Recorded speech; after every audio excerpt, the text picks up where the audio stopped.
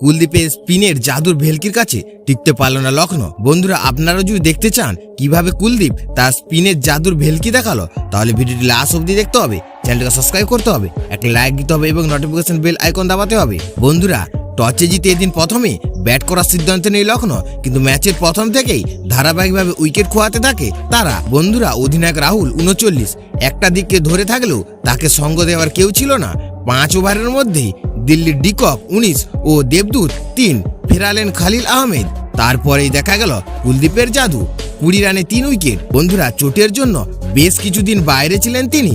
এদিন স্বমহিমায় ফিরলেন কুলদীপ। পরপর 2 বলে ফেরালেন স্টয়নিস 8 রান ও পুরানকে 0 রানে হ্যাট্রিক করতে না পারলেও পরের ওভারে আউট করলেন কে রাহুলকে। 94 রানে 7 উইকেট হারিয়ে ধুঁকতে থাকা লখনৌকে লড়াইয়ে ফেরালেন আয়ুষ বাদনি তার 35 বলে 55 রানের ঝোড়ো ইনিংসে।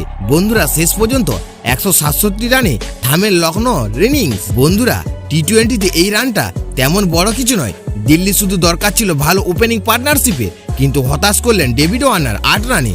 শুরুটা ভালো করেও বড় রান পেল না পৃথিবী সহ 32।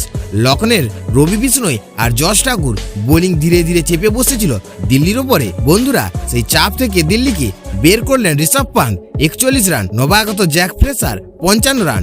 মায়াঙ্ক যাদবের গতির অভাব ভালো মতোই টের পেল লখনৌ। 2 ব্যাটারের দাপটে 6 উইকেটে ম্যাচ জিতে নেয় দিল্লি।